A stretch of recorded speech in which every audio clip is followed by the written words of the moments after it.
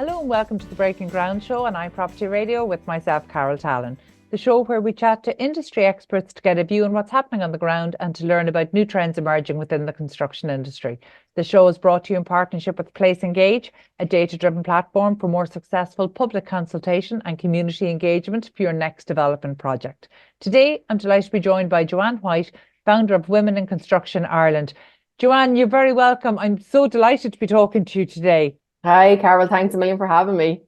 Joanne, I was so excited when I saw that you had launched your business recently because this is singularly the most needed consulting service in the marketplace today. So before we get into the business, tell us a little bit about yourself and your own background. Yeah, no problem. So, as I said, my name is Joanne. I am married with two kids, live in Monaghan, two very small kids, I should add, 4 and nearly 2, and a new puppy that we got a couple of weeks ago. So my life is... As if life wasn't busy enough. Yeah, exactly. As if I hadn't got enough to do. And then I decided a couple of weeks ago to launch Women in Construction Ireland. But I've 15 years in the industry. So my dad's a QS, so I've grown up around the construction industry. I spent my summers on work sites. I spent my summers in QS offices. There was always people coming around our house talking about construction. So it's kind of in my blood. I always wanted to do something in construction. So when the Leaving Cert came around, I wanted to do QS, but I also didn't want to leave home. So my home house is just outside Dundalk. So I ended up doing building surveying in Dundalk. Came out in the middle of a recession. So went and did my master's in construction project management. Did a bit of traveling, worked in Dublin as a project manager, property manager, kind of got sick of Dublin, traveling up and down. So I bought my house in Monaghan. I wasn't going to be moving to Dublin. So got a job as a contractor's QS a lot closer to home. Went back and did my master's in TU Dublin in quantity surveying. Then the pandemic hit and I gave birth, and it just a lot of different reasons I couldn't go back to the contractor's office, and took up a role as a lecturer in TU Dublin. So I teach in the School of Surveying and Construction Innovation, mostly quantity surveying and construction management. So in there, I have a Women in Construction mentoring scheme set up for the female students to try and guide them along the way. And while I was doing that, and all of the research, I have papers on women in construction, and I compared the Irish to America, and we're hoping to do another comparison to Australia. While I was doing that, I was looking at the numbers of females in schools and colleges and then industry. And while we say we're great and we've 9.2% women in the industry, realistically, when you look at it, the people with the actual construction experience, we're talking about engineers, quantity surveyors, construction management. When you're talking about females in those roles, you're talking a lot closer to 2 to 3%, which is not ideal. So I decided to set up Women in Construction Ireland, or Wiki as I've been calling it. Very good. Yeah. But just it's interesting to hear your perspective, and I can see where you would very clearly recognize the need. This is not a hidden problem in the industry. It's a very, very, very visible problem in the industry. But in terms of how we're addressing it, much has been done over the last number of years in terms of attracting people into education. Like you talked about you knowing this because you grew up in a household where construction was very clearly a career option that was open to you. But we know for many, not just young women, for young men as well, that's not the case in many households. So in terms of the students you're seeing coming into the university or into the college now, are they, is there more balance there in terms of the genders? There is, in most cases, but when we say balance, we're talking about maybe 10 in first year out of a class of 60, which is great. But my biggest concern is, of them 10, how many actually make it to fourth year and to graduate? And then of them 10, if they all graduated, how many actually stay in the industry? Yeah. Okay, so we have classes that have no girls in them. Yeah. We have classes with 5, and I find that the smaller the number of girls, the less support they have among themselves, the more chance there is that they're going to drop out.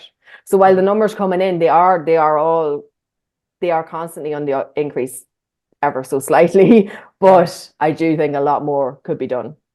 I find myself feeling more or less positive at different times. So a number of years ago, I was so bullish about about women entering the industry. And I could really see the start of people at mid-level in their careers in other industries and in other sectors moving into construction. And that to me was really exciting. Because I've been working across the built environment for almost quarter of a century now, but across different disciplines. And I think there's a new appreciation of the transferable skills that people can bring in. So particularly now coming in from, say, a manufacturing role, but even coming in from a professional services role, now that people management has become such a huge part of this, actually being involved in other industries is a real asset to you coming in, not just mid-level in your career, but even senior in your career. It's probably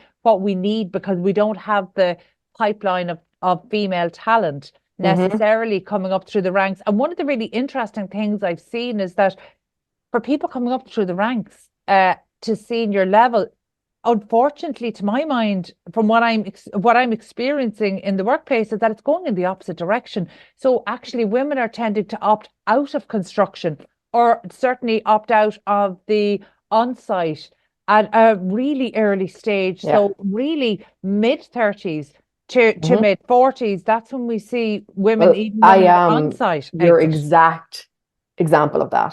So Really? I left the industry at 31, as in the Why? on-site, because I had, it was COVID, but also I was pregnant. And the way that the company I worked for reacted to the fact that I was pregnant and would have to take time off did not go down well with me. It was extremely unprofessional. It was a very small company, but it was very much taken to heart that nearly how dare I get pregnant and leave them in the lurch. Now, I told them when I was 12 weeks pregnant, I literally had the scan and told them that day so that I could prepare it and get as much done as possible and get somebody in to cover me while I was gone. I had all the intentions of coming back. But then when I started thinking about it, I was like, how am I going to have this baby and do all the early morning extra work I've been doing, all the evening work that I've been doing? I was on call 24/7. I was getting phone calls at 7 o'clock on Saturday morning. I was like, this is not going to work. This is not going to work. Even though it's only a 20-minute drive from my house, I would be better going to Dublin and working in Dublin for a company that can support someone who has small children. So I am the exact example of someone leaving the industry.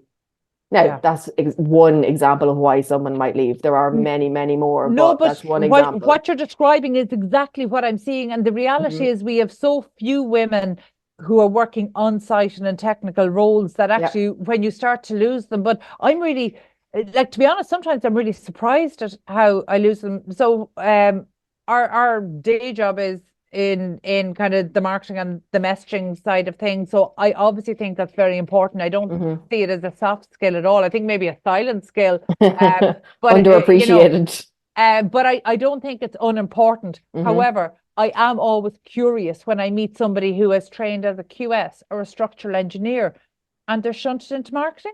And I can see the value they would bring to that role, but I wonder, would they be getting the same career satisfaction if they were somebody who was driven to take a role in engineering or QS?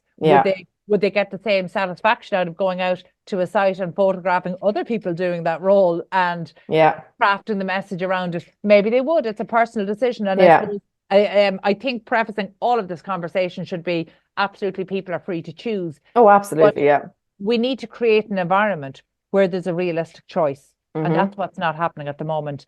But we know that the industry is saying all the right things. They're trying to do all the right things. The larger companies have the resources to execute. And some of the larger companies are coming on leaps and bounds. Like there's some that are making massive changes in the way they're running their company to try and support the women. And in turn, the numbers in them companies are, 20-30% women. And we're not just talking about HR or admin, and I don't say that in that HR and admin don't matter. I'm more talking about the technical and non-technical roles. Yeah. So some of the companies, like I've spoken to them over the last couple of weeks, have 22 to 30% female technical staff, which is amazing. But they are taking the time and the effort and the care and the attention and the money and putting it into their female employees. Yeah, that probably accounts for possibly the top 50, 60 contractors. Well, there are two that I have spoken to SMEs. have been making the really big changes that need to be made. I've spoken to two maybe over the last couple of weeks that are making those changes. There are a number of them, and a bugbear of mine that come out once a year on International Women's Day and say, this is how we support our staff. Here's Mary, she's an engineer, and here's, Louise, and she's a health and safety officer. I'm like, that's great, but how do you support Mary and Louise? What do you do specifically for them in your company to help them progress? So, Joanne, a lot more can be done. Genuinely, you were a breath of fresh air coming into the industry at a time when it saw this particular problem. I know you're not new to the industry, but you're tackling this particular problem.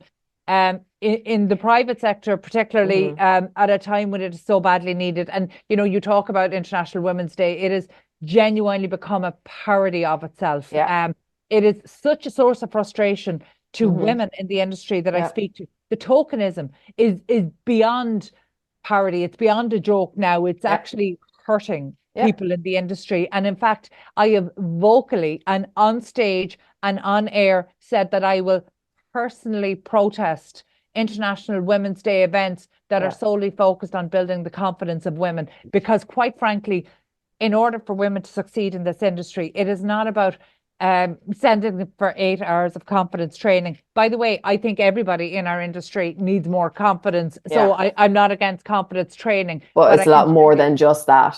Well, I can tell you nearly quarter of a century in this industry has taught me one thing, and that is your confidence grows when you're paid well. Your confidence grows when you're promoted, when you deserve it. Your confidence grows when you're given feedback, even critical feedback when you're needed. But actually, the data shows us that on site, women don't get critical feedback in the same way that men do.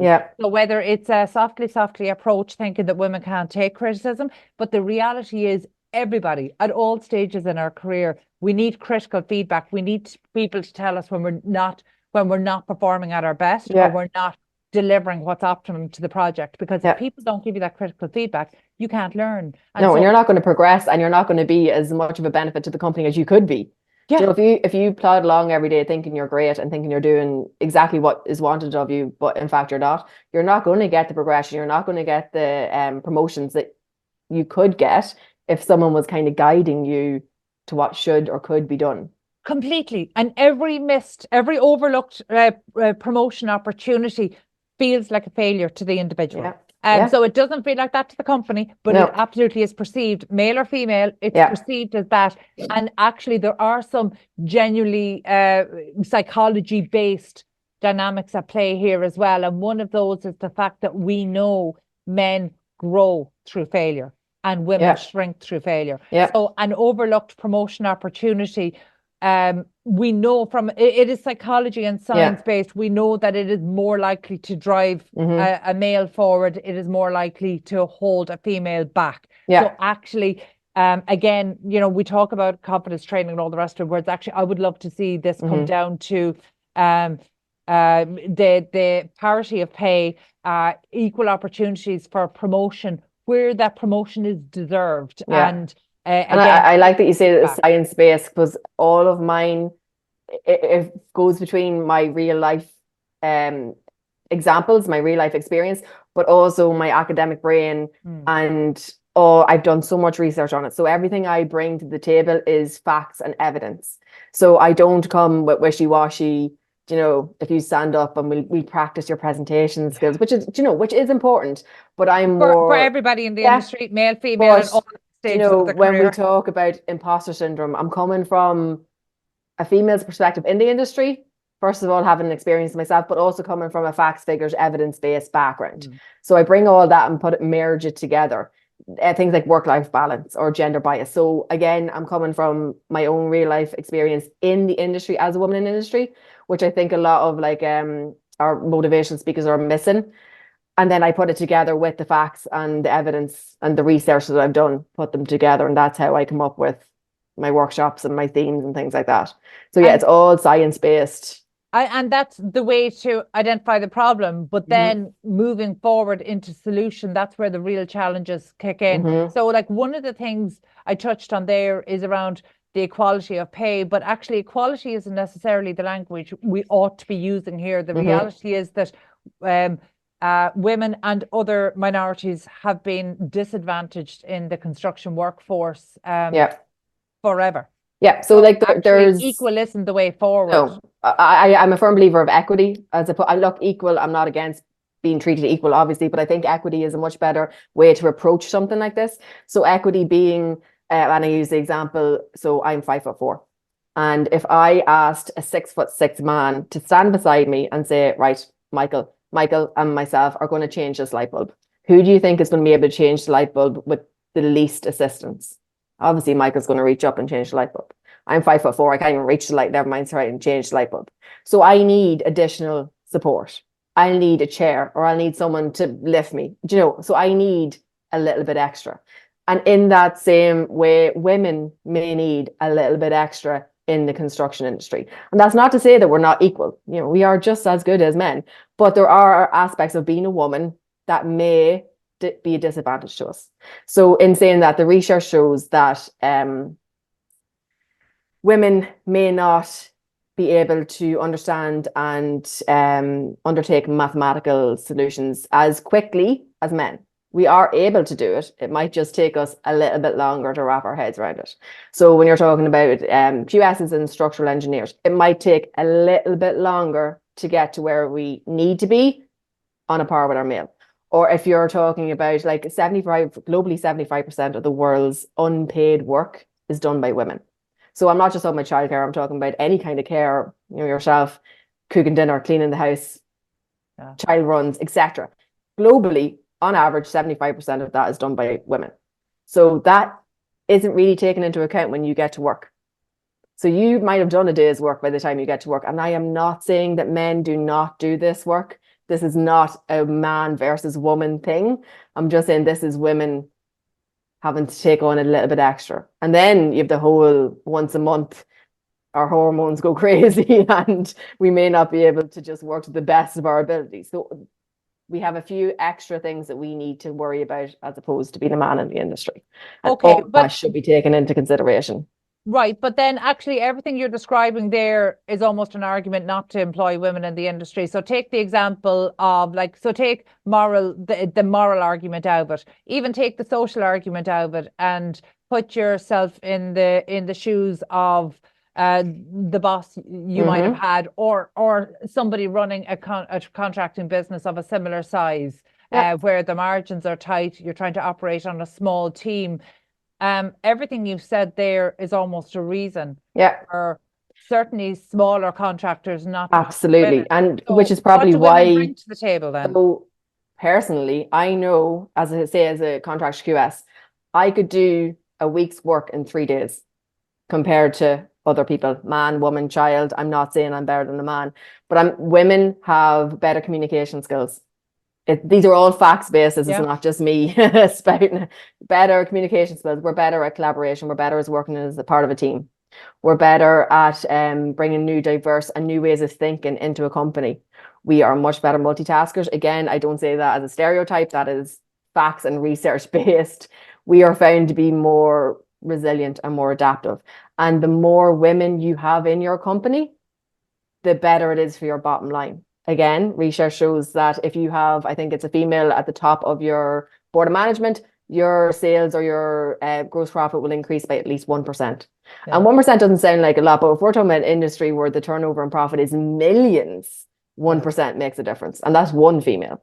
I think that's something that really came out after the financial crash. And again, very much data backed that those with a better gender representation, but also with diversity across the board. So like today we're talking about women in construction, but actually a lot of the arguments could feed into to minorities, and not just minorities in the way that we've maybe described them or considered them in the past, but even in terms of, say, diversity of thinking, neurodiversity, and that's something that has been absolutely lacking in construction. And I'm interested, you talked about, and I absolutely see, the figures that we look at, that the construction industry has increased in women. A huge amount of that is because the professional services side of the delivery of construction has increased. So actually, we're still seeing more women in the office as opposed to on site. But even on site is quite a traditional way to think about things. So actually, if we look at off-site and other modern methods of construction,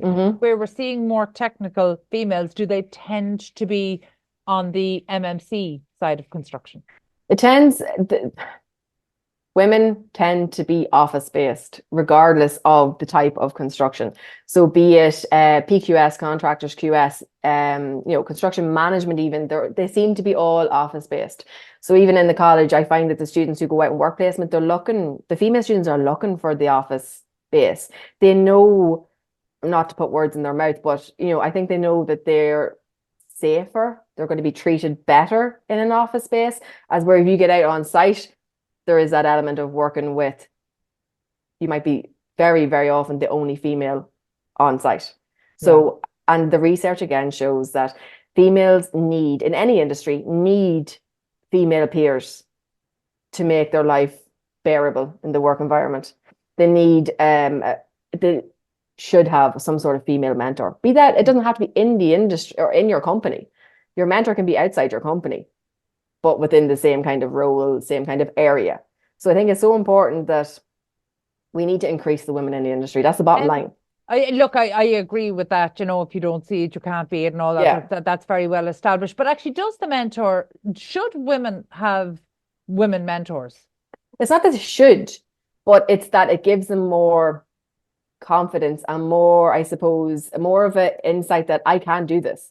If Mary's doing it, I can do it. I just wonder, for young men coming up in the industry, if they were being mentored by somebody with many decades of experience, if that person was female, I wonder, would that be a more powerful cultural shift? And similarly, for women coming up through the industry to be mentored by men who've been there for decades, because you're not just getting that cross exchange of knowledge and experience of perspective, but you're also getting the not just the intergenerational, but then you're getting the intergender. But then I suppose, how many women do we have at a higher level to mentor all these young men coming in?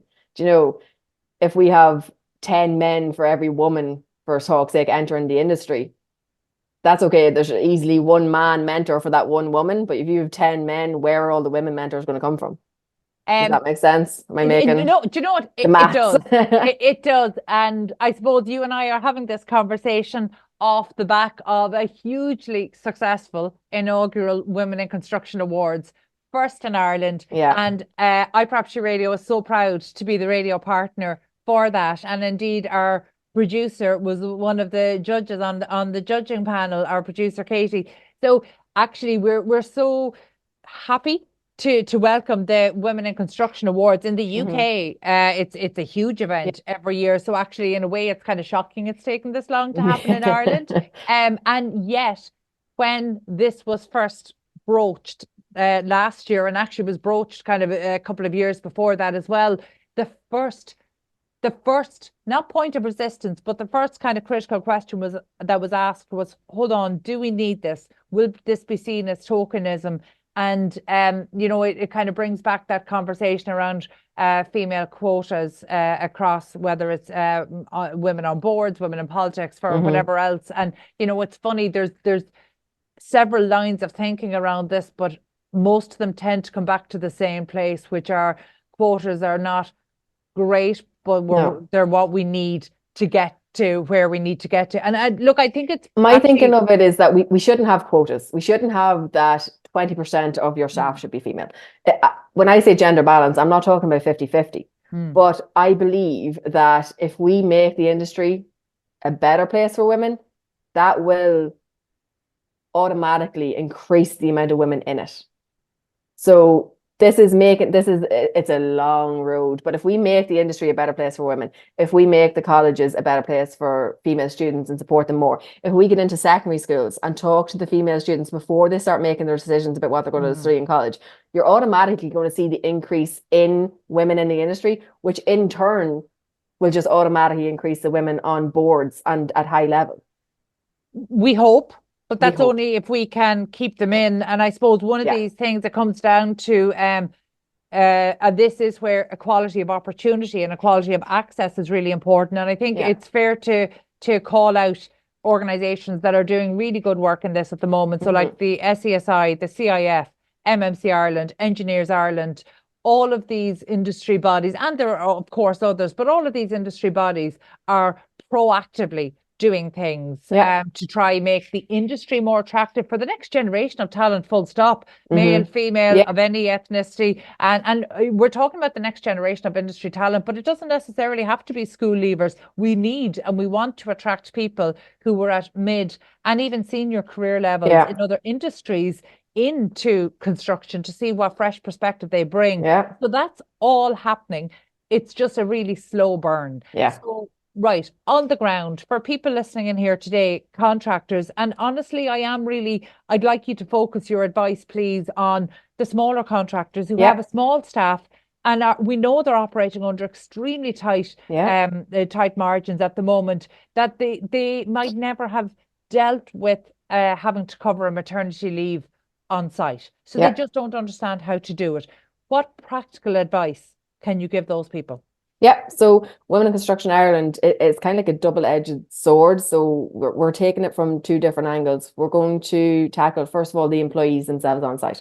So, and I'm very, very aware of the SMEs. Like I haven't come from them. My father run one, so I'm making sure that any kind of membership levels we have going out, the prices are going to reflect what is needed. So obviously your bigger companies are going to have more funds available, but they might also need more help because they'll have more female staff, hopefully. But your SMEs, as you've rightly said, might have one person in an office or on site. So obviously their membership needs would be less than the bigger companies. So for the employees themselves, we have, again, all research-based. We're going to have workshops on imposter syndrome, motivation, confidence, career guidance, work-life balance, gender inequalities, unconscious bias, all that sort of stuff. So that can be done online or it can be done in person. For the bigger companies, I would like to get out on site because I would like to get the male employees involved in these workshops as well. I think it's really important for them to know about everything that's going on, not just the females.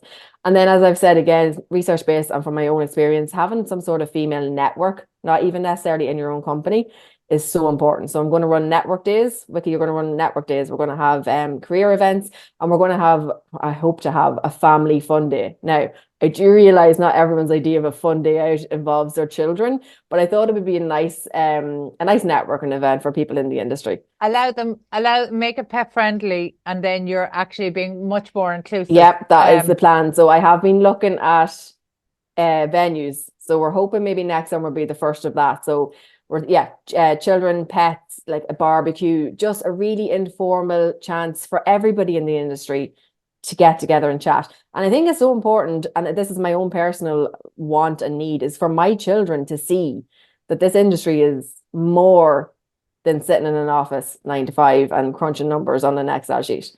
I want them to see, can't exactly take a 4-year-old and a 2-year-old out to site. Could be done years ago, but not anymore. So I want them to get the first hand. So that's the aim of the family day out. So that's kind of what the employees themselves can get. And then on the other side of the sword is the companies themselves, the employers. So again, workshops, all of what I've said already, but maybe some more specifically for management level or for the employers. So we're talking about what EDI is. Some of these companies might have no idea what we're even talking about. So it could be just an introduction to what EDI is and where gender falls into that. As we already discussed, equity versus equality, which is which and what you could be doing better. Leadership strategies to take into consideration female staff, identifying any gender barriers in your workplace, what we can do about it, encouraging your male allies on site and in your offices. I could walk around the audit the site. So if I'm doing a workshop on the site, I'm happy to walk around, talk to the staff, discuss things like even, where's the female toilets? Do you have any sanitary products available in them? Is there a bin? Is it open? It's not being used as a storeroom, that sort of thing. A big thing that when I was talking to industry is, and you have rightly said, is getting people from other industries in. So we're going to have a jobs board on the website. It's not up there yet, but we're going to have a jobs board. So the contractors, the QSs, the architects can advertise their jobs. And females from anywhere can look at it and go, right, well, this company is part of Women in Construction Ireland, so they obviously care about their female staff. Here's a job opening for a senior executive. I might throw my hat in the ring for that. And then finally, I do guest speaking. So as you can see, I'm not scared to to talk. And Yes. I know what I'm talking about when it comes to women in construction. As I say, it's all facts based, it's evidence based, and it's experience based. So it's kind of like a one-stop shop for women in construction solution Yeah. support. So it's a bit of I, everything. I think you've identified something really important that I think even the best intentioned contractors miss, and that is identifying gender barriers, because actually the gender barriers can be really insidious. So it can be as simple as, and by the way, gender barriers apply to both men and women, because actually there's an expectation, there's almost an expectation of women doing the school drop. So actually we've had situations where men said it's been difficult for them to say, well, actually, no, I'm the person in our family who does the school drop. So actually, it's the same issue impacting Reversed. the other gender. Yeah. But actually, it's still the same issue. So actually, what we need is maybe family friendly. So just to try reflect. The final question, because I know we have to wrap up now, Joanne. But the final question I have is, it's coming through me, but it's not really from me, because this is something that I get asked a lot by contractors. They're aware that they need to correct the gender balance. They're hyper aware of it. So in fact, they have internal metrics for themselves that it might be okay. We need to make sure that we're at least interviewing, whether it's 40% female, and that's interviewing, because obviously we need every role to be merit based, and so that's always the way it should be. But say in terms of interviewing, you want to bring people into the pool of talent, so you're improving the chances. And we've had countless contractors say to us, so they've run recruitment competitions where they have not received one female CV. So even trying to do the right things. And so we've looked at maybe the language in terms of advertising and different things that would make it more attractive for female applicants. So if you put yourself in that female applicant's shoe, and say you're going to Joanne White Construction and you're going to apply for a job, the first thing you're going to do is look at their website. And you're going to see what are they doing for their staff, what the perks, what the benefit is. If you've seen that they had an International Women's Day, that might perk your interest. Okay, what did they do? All right, they had posted up on Instagram about their engineer.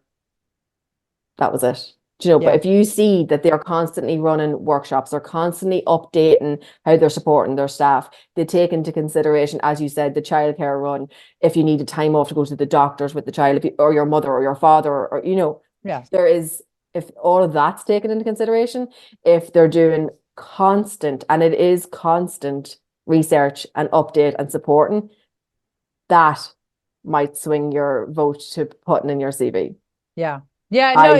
I think it is not, there's no silver bullet here, and it's not a one size fits all. It definitely isn't. And actually, this is where I think the tokenism really gets called out. So applicants looking, I think employer branding is part of the work that we do, and it has definitely changed in the last number of years. And we are absolutely gone beyond the tokenism. We're gone beyond the just taking your female staff out for lunch on International Women's Day. It is not just tokenism, it's frustrating for women in the industry. Again, it's actually hurting the progress that's and the good work that could be done. So look, that's definitely something that I think I do believe that companies are well intentioned, but they're also under extreme pressure. So actually we need to be creating the environment where the right applicants are coming in. But quite frankly, construction has been a tough industry, and it can be a tough workplace, and it can be a tough workplace for everybody. That's what kicked Wiki off, is that when I had my daughter, I went into panic mode. I was like, what if she wants to be a QS? I was like, I can't let her get into that industry. No way. I was like, I can't let her go through what I went through. And I was like, what can I do? Like, what can I do to make it a little bit better? She might end up being an accountant or a nurse or a doctor, but if she does decide to be a QS or construction manager or whatever, builder, at least I'll have done something to try and make it a little bit better for her.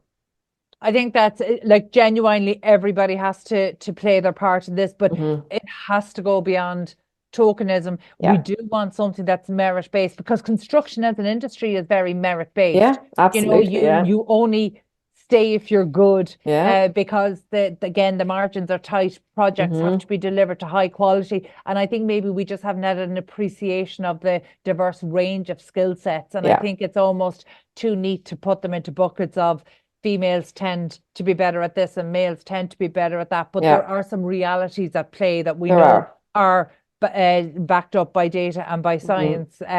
But actually, I think what's changed is not just the nature of construction, but the business of construction and how that's delivered. And actually, we see from the growing professional services side of construction delivery that actually we need this multidisciplinary and cross-section of skills, and that's probably what's falling short at the moment. But look, it's work, it's underway, it has to be done. But I think there's at least some tips there for contractors who are struggling to get people in, to get the female candidates to submit CVs. Yeah, so that's the first step, is to even get the interview. CVs in. Never mind getting them for an interview. It's just to even get the piece of paper in.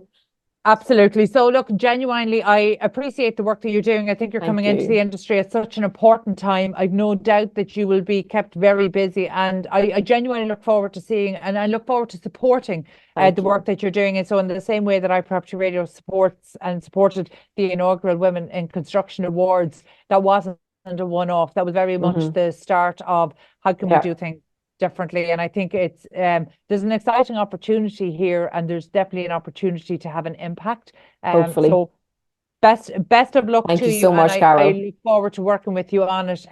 That's all we've time for today. My thanks to Joanne White, founder of Women in Construction in Ireland. Also thanks to show producer Katie Tallon and to the production team at Hear Me Roar Media.